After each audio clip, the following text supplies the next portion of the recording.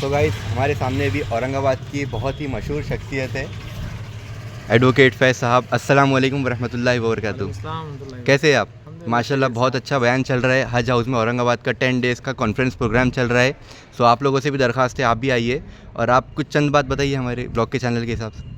بہرحال آپ کے بلاگ کے جو میڈیم سے میں بتانا چاہوں گا کہ الحمدللہ 10 days کی کانفرنس چل رہی ہے جس میں الحمدللہ قیامت سے ریلیٹڈ جو امپورٹنٹ بلیفس اور عقائد ہے اس پہ ہم ڈسکس کر رہے ہیں اور کچھ لیکچرز جو 5 خاص طور سے 5 اس پر قیامت پر اور 5 لیکچرز وہ ہیں جس کے اندر ہم ایک انسان کیسے جیے اپنی زندگی میں specially as a youth studies وغیرہ یہ سب چیزیں ہنرمند بنو کئی اچھے ٹاپکس ہیں.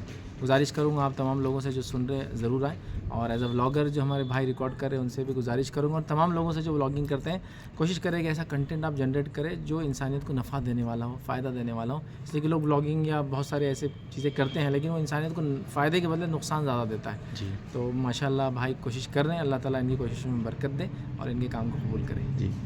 الحمدللہ ہم نے بلاگنگ سٹارٹ کرے الحمدللہ سے 6000 سبسکرائبرز کمپلیٹ ہو گئے. مانیٹائزیشن پہ بھی 2 دن پہلے کمپلیٹ ہوا. ڈالرز جنریٹ ہونا سٹارٹ ہو گئے. تو ابھی الحمدللہ سے پبلک کا بھی کافی اچھا سپورٹ آ رہا ہے تو ہم بھی کافی اچھے کنٹینٹس لانے کی کوشش کر رہے ہیں اور اسلامک طور طریقے سے ہم ایک چیز سٹارٹ کرنے والے ہیں ابھی جیسا غریب ضرورت مند کی مدد کریں گے, مطلب سب سے ڈونیشن جمع کر کے جیسا آپ کا بھی فاؤنڈیشن ہے ویسا ہم بھی ایک سٹارٹ کرنے والے ہیں. تو انشاءاللہ آپ کو بھی اس میں سپورٹ رہے گا کچھ آپ بھی سپورٹ کریں گے جی انشاءاللہ. اور 7 دن بچے ہوئے آپ لوگوں سے بھی گزارش ہے 3 days کا کمپلیٹ ہو چکا ہے کانفرنس. ابھی صرف 7 days بچے ہوئے. آپ لوگ بھی آئیے زیادہ سے زیادہ شرکت کیجیے. الحمدللہ آڈیٹوریم فل ہو رہا ہے ماشاءاللہ پبلک سے اور لوکیشن بھی اچھا حج لوکیشن بھی حج ہاؤس ہے ماشاءاللہ اورنگ آباد کا. اس سے پہلے ایمپورے لاؤنج تھا لیکن اس سال کسی وجہ سے نہیں ہو سکا تو یہاں پر 10 days کا حج ہاؤس میں اورنگ آباد کا ماشاءاللہ سے ابھی اوپننگ ہوئی اسی سال اور یہی پروگرام ہے. تو آپ لوگوں سے گزارش ہے آپ لوگ بھی آئیے. اور فیض صاحب ماشاءاللہ سے سب سے ملاقات کرتے ایسا نہیں ہے دوسروں کے ایسے ملتے نہیں, ہر کسی سے ہر شخصیت سے جو بھی آپ لوگ آنا چاہے ملاقات کرنا چاہے آپ لوگ آئیے. ان سے ایک دم کانفرنس کے ٹائم پہ ان کو ڈسٹرب نہ کرے, کانفرنس ہونے کے بعد آئیے ملاقات کریے. جیسے ہم بھی ابھی ملاقات کرنے کے لیے ماشاءاللہ ہم سے بھی کافی اچھی طریقے سے ملے ہیں. تو چلیے جزاک اللہ. السلام علیکم. اللہ عز و جل کی ولایت و زیبا ہے جو تمام جہانوں کا بنانے والا اور اسے پانے والا ہے اور درود و سلام اس کے آخری نبی محمد صلی اللہ علیہ وسلم پر. میں آپ سب کا استقبال اسلامی طرف سے کرتا ہوں. السلام علیکم ورحمۃ اللہ وبرکاتہ. الحمدللہ آج اس 10 روزہ کانفرنس کے 6ٹھے دن میں ہم جمع ہوئے اور جیسا کہ آپ تمام کے سامنے اعلان کیا گیا تھا کہ آج جس ٹاپک جس عنوان پر میں آپ کے سامنے بات رکھوں گا وہ ہوگا برے انسان کی پہچان. اب جب بھی عموماً ایسے ٹاپکس کی بات آتی ہے اور برائی کی طرف یا کسی کمزوری کی طرف اشارہ کیا جاتا ہے یا یہ بات بتانے کی کوشش کی جاتی ہے کہ یہ برائی ہے تو ہوتا یہ عمومی طور سے کہ لوگ دوسروں کی طرف دیکھتے ہیں اور شروعات یہاں سے ہوتی ہے. جیسا اگر میں کہوں کہ برے پڑوسی کی پہچان تو میں اپنے پڑوسی کو فٹ کرنے کی کوشش کرتا ہوں. ہاں یہ فیض بھائی جو بولے یہ والا ہے میرا پڑوسی ہے. برے لوگوں کی پہچان تو ہاں مطلب اس کا مطلب XYZ جو دوسرا میرا یہ ہے فلاں میرے بھائی میرے چچا میرے ماموں میرے رشتہ دار یہ ان سے مراد ہے جو فیض بھائی نے بولا ہاں یہ لوگ یہ کام کرتے ہیں. مطلب ہم کیا کرتے ہیں جب بروں کی برائی کی بات ہوتی ہے دوسروں کو فٹ کرنے کی کوشش کرتے ہیں. تو میں چاہوں گا جو آج کا ہمارا ٹاپک ہے برے انسان کی پہچان اس میں آپ دوسروں کو ہرگز فٹ نہ کریں. سب سے پہلے اپنی نفس کو اس کے اندر ہم ڈالنے کی کوشش کریں کہیں میں تو ایسا نہیں ہوں. یہ سب سے اصل ہے. اور صحابہ کی جماعت کی خصوصیت یہ تھی اس وجہ سے وہ بہت جلدی اپنے آپ کو اپڈیٹ کرتے تھے. جب بھی اللہ رب العزت اپنی کتاب میں کسی برائی کا تذکرہ کرتا وہ سب سے پہلے اپنے آپ کو اس کے اندر ڈالتے اور دیکھنے کی کوشش کرتے کہ میں ایسا تو نہیں ہوں. اچھائی میں نہیں مطلب اچھائی میں تو وہ یہ کہتے کہ کاش میں ایسا ہو جاتا. حالانکہ وہ کرتے وہ اچھائیوں کو لیکن پھر بھی یہ نہیں کہتے کہ ہاں یہ میرے بارے میں, یہ کہتے کہ کاش میں ایسا ہو جاتا جیسے لوگ میرے بارے میں سوچتے ہیں. ایسی دعائیں کرتے ہو ٹھیک ہے. لیکن جب برائی آتی تو تب ایسا نہیں کہتے کہ دوسروں کے بارے میں. سب سے پہلے اپنے نفوس کو اپنے آپ کو اندر ڈالتے جھنجھوڑتے ہلاتے اور صرف جھنجھوڑتے اور ہلاتے نہیں اس لیول تک ہلاتے کہ اپنے آپ کو پریشان کر لیتے کہ یہ میں ہی تو نہیں ہوں. اس وجہ سے ان کے اندر اچھی صفات انہوں نے پیدا کی اور اچھی صفات کے بارے میں آپ سے بتاؤں گا. اچھی صفات اپنے اندر پیدا کرنا معمولی بات نہیں, جوک نہیں ہے. سب سے مشکل کام ایک انسان کو جو کرنا ہوتا ہے یاد رکھیے وہ اچھی صفات کو اپنے اندر ڈالنا کہ میں ایک اچھا انسان بنوں. اور ٹف جاب ہے, بہت ٹف جاب. تو لہٰذا اس کو سمجھنے کی ضرورت ہے. صحابہ اپنے آپ کو اس میں ڈالتے تھے پھر انالائز کرتے تھے چیک کرتے تھے. آئیے واقعہ سناتا ہوں. اور چھوٹی موٹی چیزوں پہ مطلب آپ یہ سوچیں گے کہ صاحب ہاں مطلب چھوٹی موٹی کوئی بات آ رہی ہے غصے کے بارے میں غضب کے بارے میں دھوکے کے بارے میں تو شاید ڈالتے نہیں. وہ تو ہائیسٹ لیول آف کی مطلب برائی کی بات بھی آ رہی تو اپنے آپ کو ڈال کے دیکھ رہے تھے کہیں میں ایسا کروں. اللہ رب العزت قرآن میں منافق کی علامتیں بتا رہا ہے. نبی اکرم صلی اللہ علیہ وسلم نے اپنے احادیث میں منافق منافق سمجھتے ہیں، منافق انسانیت کی سب سے بدترین قسم ہے، یہ لوگ کفار سے بھی بدتر ہوتے ہیں. اس لیے قرآن میں اللہ نے فرمایا ان المنافقین فی الدرک اسفل من النار، کہ منافق وہ ہے جو جہنم کے سب سے نچلے لویسٹ پارٹ پہ رہنے والے ہیں. مطلب نفاق جو انسان اختیار کرتا ہے وہ در حقیقت دل سے کافر ہوتا ہے، ظاہر سے مسلمان کہتا ہے، چونکہ وہ دل سے کافر ہوتا ہے ظاہر مسلمان کہتا ہے تو اس کا نقصان بہت زیادہ ہوتا ہے مسلمانوں کو. جو کھل کر کافر کہتے پتہ چل جاتا ہے تو دھوکے باز ہوگا، دھوکہ دینا، یہ چھپ کر کرتا ہے تو اس کا درجہ بھی سب سے نچلا ہے. جب نفاق کی علامتیں آ رہی تھی صحابہ اپنے آپ کو اندر ڈالو، چھوٹی موٹی چیزیں نہیں، سب سے ہائیسٹ لیول کی اس میں بھی کہہ رہی تھی میں تو حنظلہ رضی اللہ عنہ کا بڑا مشہور واقعہ ہے، میں تفصیل میں نہیں جاؤں گا، بہت شارٹ میں صرف مفہوم بیان کروں گا. حنظلہ رضی اللہ عنہ ایک مرتبہ نکلے بڑے پریشان حال ہے اور نبی اکرم صلی اللہ علیہ وسلم کی مجلس کی طرف جا رہے ہیں، مسجد نبی کی طرف جا رہے ہیں شاید. تو ابوبکر صدیق راستے میں مل کر کہا کہ کیا بات ہے حنظلہ، بڑے پریشان دکھ رہے ہو اور بڑے تیز تیز نکل کے جا رہے ہو، کیا معاملہ ہے؟ تو کہا حنظلہ تو منافق ہو گیا. مطلب میری عادت، مطلب مجھے ایسا لگتا ہے کہ میں نفاق اختیار کر چکا، منافق ہو گیا ہوں. تو کہا ایسے کیسے تم کو محسوس ہونے لگا؟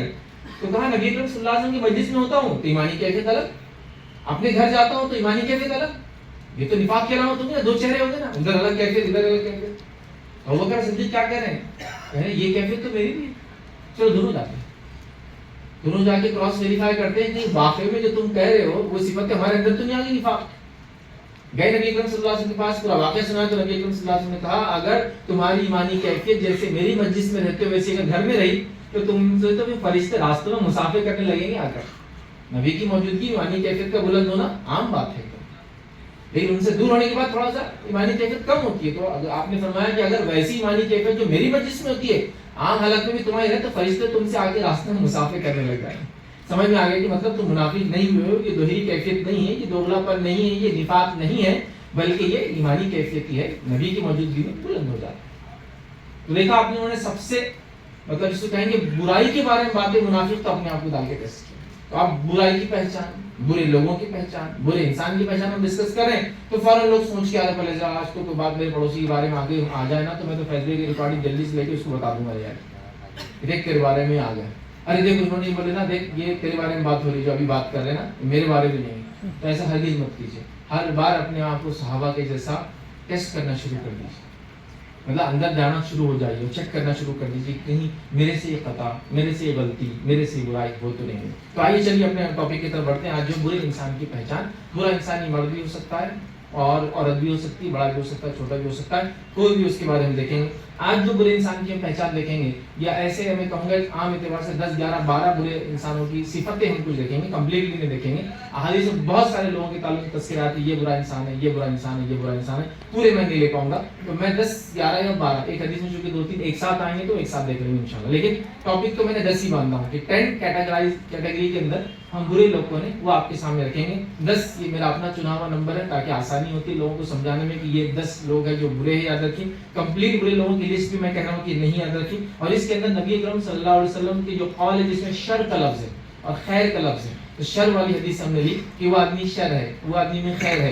تو اس سے ہم نے ہو گیا کہ شر کا ہم ترجمہ کریں وہ آدمی برا ہے اور خیر کا ترجمہ ہوگا وہ آدمی اچھا ہے. ٹھیک ہے، تو ویسی حدیث لی جس میں یہ لفظ بھی آتا ہے. تو ایسی انشاءاللہ عزیز آج 10 باتیں ہم دیکھیں گے کہ برے لوگوں کی پہچان کیا ہے. اب جب برے لوگ معاشرے میں جمع ہونا چالو ہو جاتے ہیں اور برائی معاشرے میں جمع ہونا چالو ہو جاتی ہے تو یاد رکھیے پھر یہ پورے معاشرے کو گھیر لیتی ہے. اور برائی کی صفت کیا ہے یہ بات آپ سمجھیں.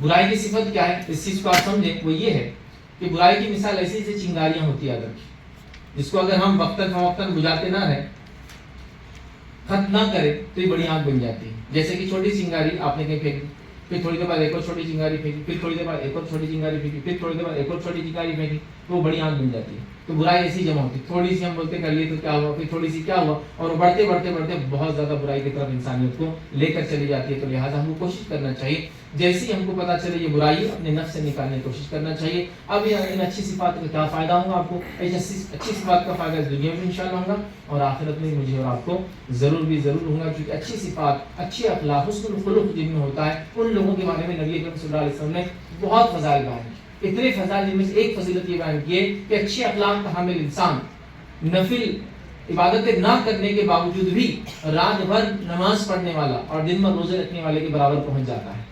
صرف اچھے اخلاق کی وجہ سے، اچھی صفات کی وجہ سے وہ انسان اس درجے کو پہنچ جاتا ہے کہ جس کو ہم کہتے ہیں کہ وہ نفل ادا مطلب دن بھر کو روزہ رکھے نفل اور رات بھر عبادتیں کرے اس لیول کو پہنچ جاتا ہے. تو لہٰذا مجھے اور آپ کو کوشش کرنا چاہیے ہر برائی سے اپنے آپ کو بچائیں, ہر خیر اور اچھائی کو اپنے نفس میں ڈالنے کی ہم کوشش کریں. آئیے تو آپ جب ہم دیکھیں گے نبی اکرم صلی اللہ علیہ وسلم کے قول کے مطابق برے لوگ کون ہیں, اور ظاہر سی بات ہے جب برے لوگوں کی بات ہو رہی ہے تو اس کا سلوشن اور حل یہ ہے کہ ہم وہ صفتوں کو اپنے اندر سے چھوڑ دیں, اور اگر وہ کی تو توبہ کر لیں. لوگ بعد میں پوچھتے کہ اب اس کا کیا ہے, ہم نے اگر کر لیا تو کچھ بھی نہیں, توبہ کرنا ہے بس. دیکھیں اللہ رب العزت کی مطلب جس کو کہیں گے اللہ رب العزت کی یہ جود اور کرم اور فضل میں سے کہ اس نے توبہ کے دروازے ہمارے لیے ہماری موت تک کھلے رکھے. بس توبہ کر لو, ہر گناہ معاف, حتیٰ کہ کسی نے شرک بھی کر لیا تو رب العزت معاف کرنے بیٹھا ہے.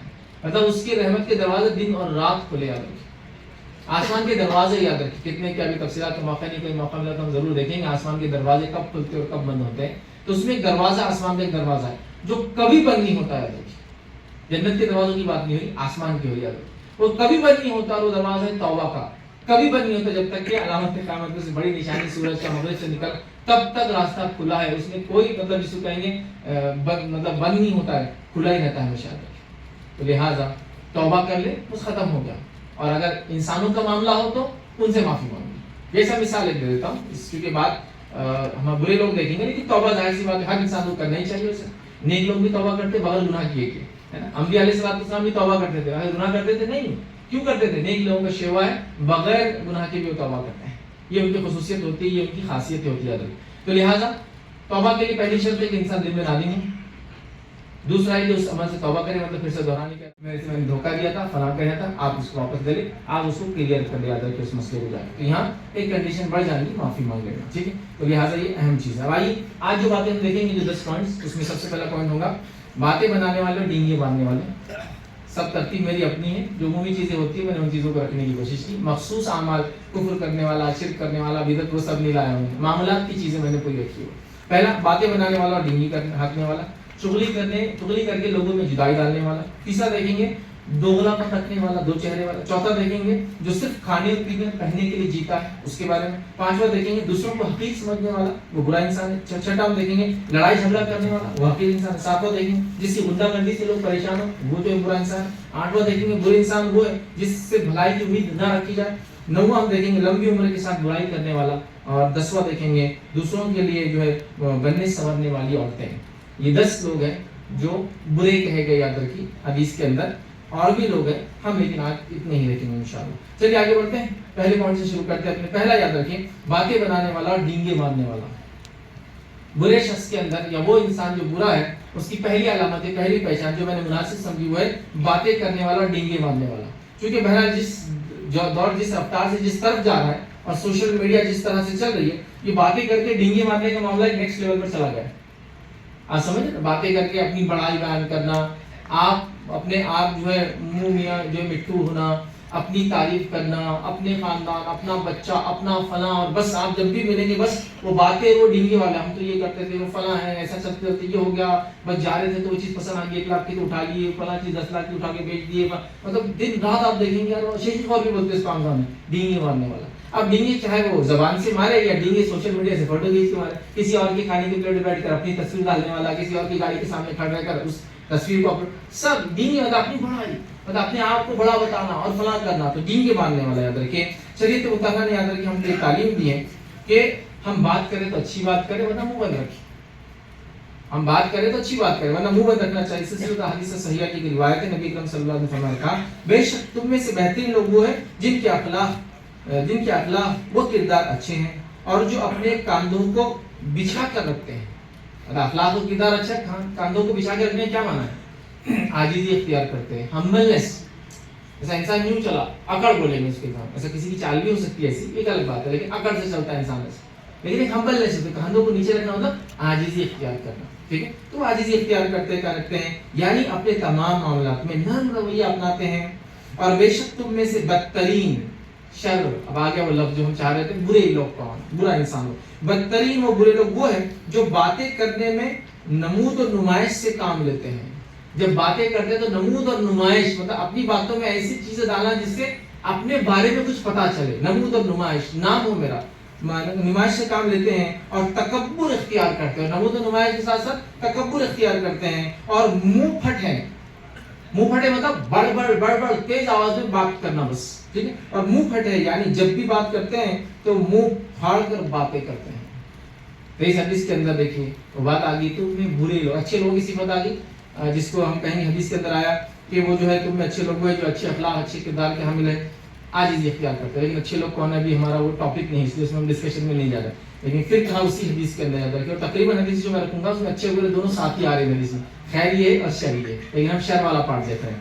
پھر کہا کہ بدترین لوگ وہ ہے جو باتیں کرنے میں نمود و نمائش سے کام لیتے ہیں اور تکبر کرتے ہیں. نمود و نمائش مطلب باتیں جب بھی ہوں گی کچھ نہ کچھ اپنی بڑائی کی ہوں گی. بس میں ابھی آ رہا تھا اپنے 10 لاکھ کی کار میں بیٹھ کر پنکچر ہو گئے لیکن پھر دوسری لاڑی 15 لاکھ کی ہوئی. اب دونوں میں قیمت بولنے کی کوئی ضرورت نہیں تھی. میں گاڑی سے آ کے بولنے سے کام ہو گیا تھا آپ کا. لیکن اپنے آپ کو اظہار کرنا. بس کل راستے سے جا رہے تھے بس پسند آ گئے تو 10 تولے ہار لیتے آگے نکل گئے. آپ بول سکتے ہیں کبھی کوئی خریدنے جا رہا تو اس کو اکیلے میں لے کے کہ ایسا ہار لینا تو احتیاط کرنا ہم نے لی تو یہ. لیکن آپ نے نمائش کے لیے اس کا اظہار کیا. آپ نے فوراً کیا کیا اس اماؤنٹ کو کوٹ کیا اس وجہ سے کہ آپ چاہتے تھے کہ لوگ جانے. معمولی انسان نہیں بھی بات بیٹھا ابھی کریڈٹ کارڈ سوائپ کر کے 2 لاکھ کا پیمنٹ کر کے آ گیا. بہت لیٹ ہو رہا تھا یار چلتے چلتے وہ پن ڈالا میں پن غلط جا رہا 50,000 کا ٹرانزیکشن پن غلط جا رہا ہے. اب کیا بولنے کی ضرورت تھی بھائی کو 50,000 کا ٹرانزیکشن 2 آدمی ڈیل کر رہے ہیں. میری ڈیل کی ہوا آپ کو میں نے کہا تھا میرا اماؤنٹ ڈالو 50,000 کا ٹرانزیکشن تھا. پھر آپ بول رہے بھائی ایسا وہ ٹرانزیکشن نہیں ہو رہا پن غلط ہو رہی. سمجھ میں آ رہا ہے لیکن یہاں ضرورت نہیں بڑائی اتنی بیان کرنا اس کا مقصود ہے. آپ سمجھ تو نمائش کرتے ہیں مطلب جب بھی بات کریں گے اپنی بڑائی والی اپنی نمائش والی چیزوں کے اظہار کرنے والے اور تکبر کو اختیار کرتے ہیں. اور تکبر کیا ہے میرا تکبر یہ نہیں کہ انسان اچھے کپڑے پہنے نئی نئی چیزیں استعمال کرے. کچھ لوگ سمجھتے ہیں تکبر ہے. نبی اکرم صلی اللہ علیہ وسلم کے پاس صحابہ آئے ایک بار اور کہا اللہ کا رسول ہمیں ہر شخص چاہتا ہے اچھے کپڑے پہنے اچھے جوتے پہنے اچھا رہے بنی سنور کے جیسا خوبصورت دکھے. تو کیا یہ تکبر ہے؟ تو کیا یہ تکبر نہیں. تکبر یہ ہے کہ تم حق کو جھٹلاؤ اور دوسروں کو حقیر سمجھو. حق کو جھٹلاؤ مطلب سچ کو جھٹلاؤ اور دوسروں کو حقیر سمجھو. مطلب کیا ہوا اگر میں نے یہ بلیزر پہنا اور میں آپ کو حقیر سمجھتا ہوں تو میں تکبر کر رہا ہوں. لیکن میں نے اللہ کی نعمت ہے مجھے دیا ہے میں پہنتا ہوں تو ٹھیک ہے میں پہن سکتا ہوں مجھے اجازت ہے. کیونکہ میں آپ کو حقیر نہیں سمجھتا ہوں اس سے میں سمجھتا اللہ نے مجھے دیا میں پہنتا ہوں میرے بھائی کے پاس نہیں وہ نہیں پہنتا ہے. اتنا ہی بس سمپل. ٹھیک ہے تو لہٰذا نمود نمائش اور اس کے بعد تکبر اختیار کرتے ہیں اور منہ پھٹ ہوتے ہیں یعنی بہت تیز بات کرتے ہیں. اور یہ بھی ایک عام بات ہے مجلسوں میں تیز بات کرنا.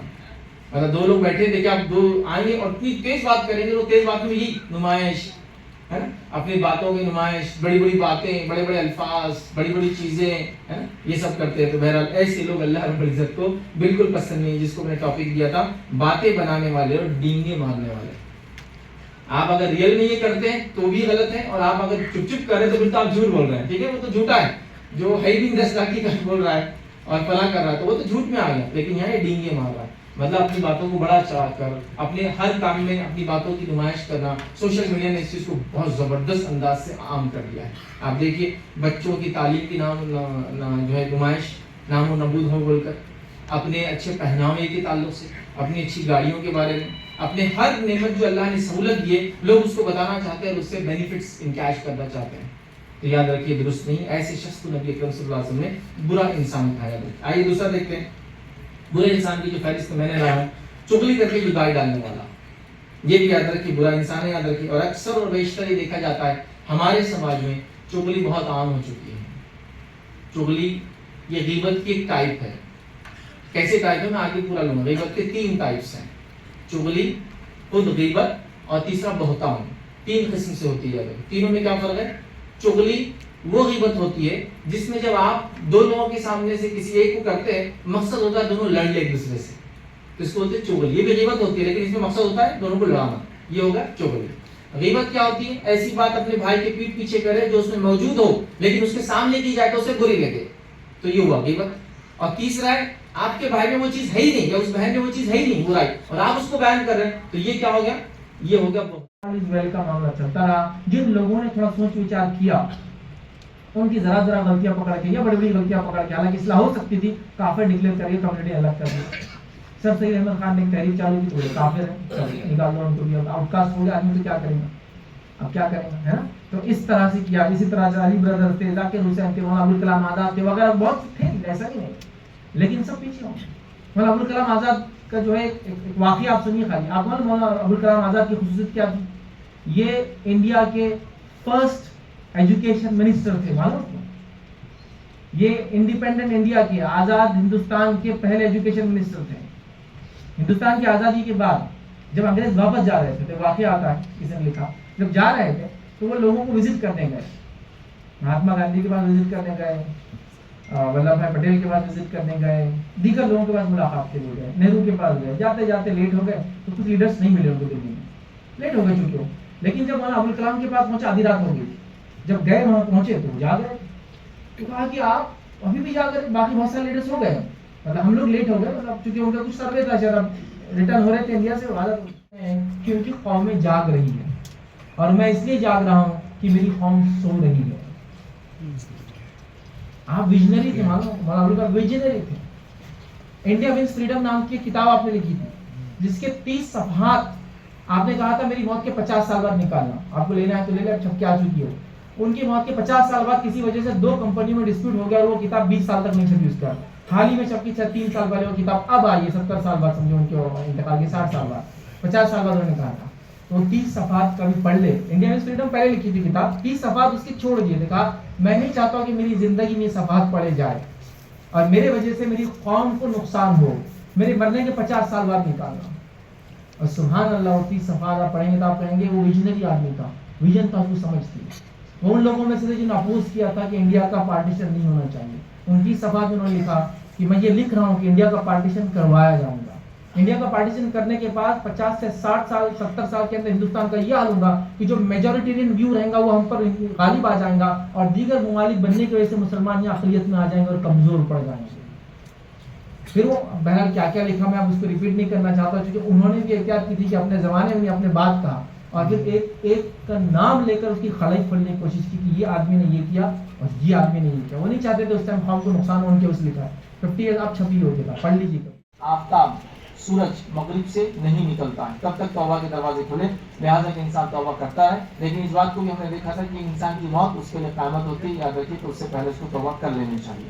اسی طرح یاد رکھیے قیامت کی علامت کبریٰ میں سے سب سے آخری نشانی آنکھ کا نکلنا ہے، ایک دم لاسٹ جو انسانیت کو جمع کر کے مقام محشر پہ لے جائیں گے. تو وہ سب سے آخری نشانی ہوگی، یاد رکھیے، لوگوں جو مقام محشر پہ لے جائیں گے. اور آخری اصولی بات جو ہمیں یاد رکھنا ہوگی ہے، قیامت جو بدترین لوگوں پر قائم ہوگی. قیامت جب قائم ہوگی وہ سب سے بدترین لوگ ہوں گے دنیا کے، کتنے وہ آنے والے اس میں ہم انشاءاللہ بھی دیکھیں. تو یہ چند اصولی باتیں تھیں، میں چاہ رہا تھا کہ تاکہ ریکارڈنگ میں بھی آ جائے اور آپ لوگ بھی جان لیں. وقتاً فوقتاً بیچ بیچ میں یہ ساری باتیں بولتا رہا ہوں آپ کے. چلیے آئیے اپنے ٹاپک کی طرف بڑھتے ہیں. آج جو کڑی تھی ہماری وہ ہے نزول عیسیٰ علیہ السلام. عیسیٰ علیہ السلام نازل ہوں گے. ٹھیک ہے، نزول ہوتے کسی چیز کا نازل ہونا، اوپر سے نیچے کی طرف آنا. تو عیسیٰ علیہ السلام نازل ہوں گے. کیوں نازل ہوں گے؟ بیک گراؤنڈ آپ سب جانتے ہیں، امام مہدی آ گئے اور دجال نکل چکا ہے. پچھلے ایپیسوڈ میں یا پچھلے پارٹ میں ہم نے اس سیریز کے ایپیسوڈ میں دیکھ لیا تھا کہ دجال کا خاتمہ، لیکن ہم نے ایک حصہ پورا چھوڑ دیا تھا، وہ نزول عیسیٰ علیہ السلام. تو آئیے تھوڑا سا پھر ہم ریوائنڈ کر رہے ہیں چیزوں کو، پھر سے پیچھے جا رہے ہیں، پیچھے سے پھر آگے آنے کی کوشش کریں گے اور تفصیلات میں. تو اب مسلمان جو ہے کافی پریشان حال میں ہوں گے. دجال نکل چکا ہوگا اور لوگ دجال صرف نکل نہیں چکا ہوگا، اس نے محاصرہ کر لیا ہوگا. مطلب شہر شہر گیا، وہ سب لوگوں کو دعوت دی اس نے، لوگ اس پر ایمان لا لیے. جس جو ایمان لا لیے ان کو کیا کیا فائدے دیے ہم نے دیکھ لیے.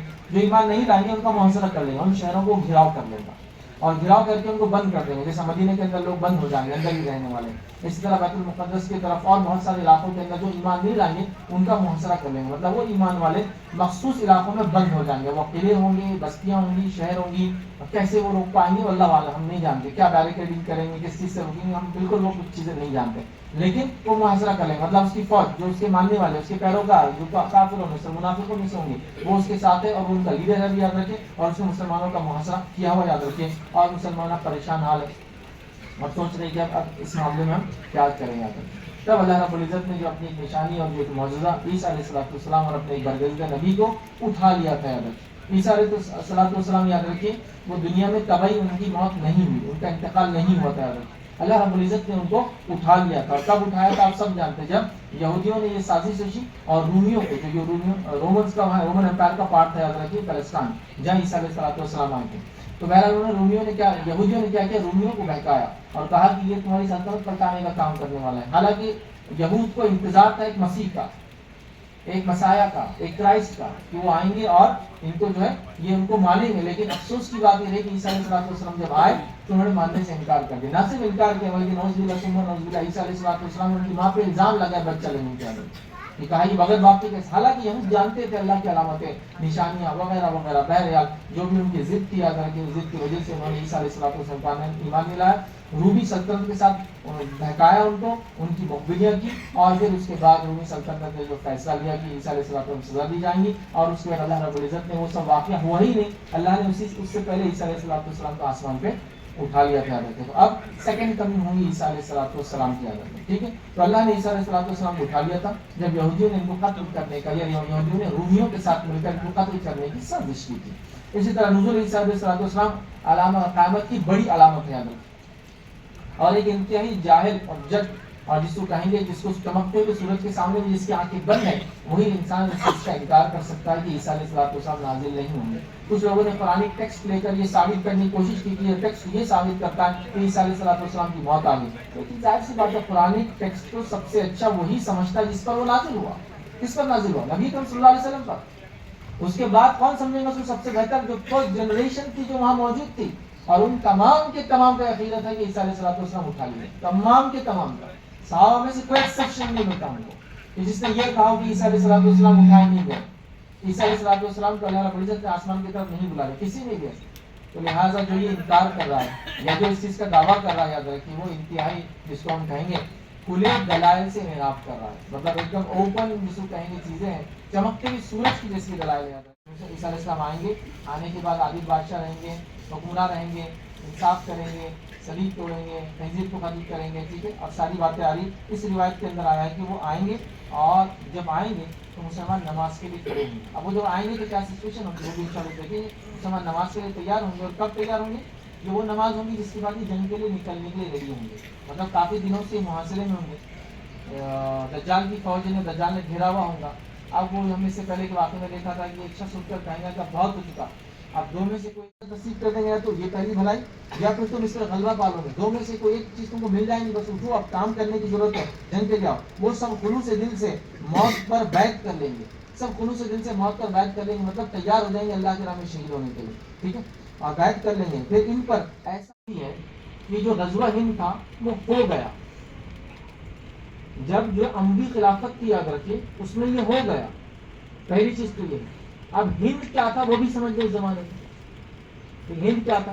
ہند اس زمانے میں یہ تھا، نبی کریم صلی اللہ علیہ وسلم کی بات کر رہے ہیں، جو انڈیا کی بات کر رہے ہیں، اس میں افغانستان، پاکستان، انڈیا، نیپال، تبت وغیرہ کچھ حصہ، بنگلہ دیش، برما، یہ تھا ہند. اس کو بولتے بر صغیر. حالانکہ کانٹیننٹ نہیں، سب کانٹیننٹ بولتے ہیں. ایک بر اعظم ہے لیکن چھوٹا بر اعظم تھا، اسے کہتے بر صغیر. تو یہ تھا انڈیا.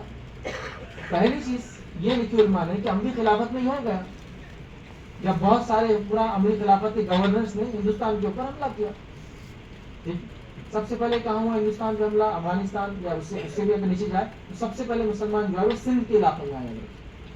محمد بن قاسم وغیرہ جو ہے سندھ کے علاقے میں آئے. اور کیوں ہوا؟ اس زمانے کے لوگوں نے ان کو دعوت دی اور بلایا کہ ہماری مدد کے لیے آئیے. لوٹ مار جو خاص طور سے جو پانی کے جہازوں کو نیچنے والے لوگ بہت پیسے ان کے اندر جاتے، اور اس زمانے کے وقت کا بادشاہ بھی انہوں کنٹرول نہیں کر پا رہا. تو انہوں نے کیا کیا، ایک حج کو جانے والا جو جہاز تھا اس کو اٹیک کر دیا، عورتوں کو لے لیا، مال لوٹ لیا. تو پھر اموی خلیفہ نے کہا کہ جاؤ اور ان کو اب دیکھو، اور پھر مسلمان جو ہے وہاں سے نکلے اور محمد بن قاسم کے زمانے میں جو ہے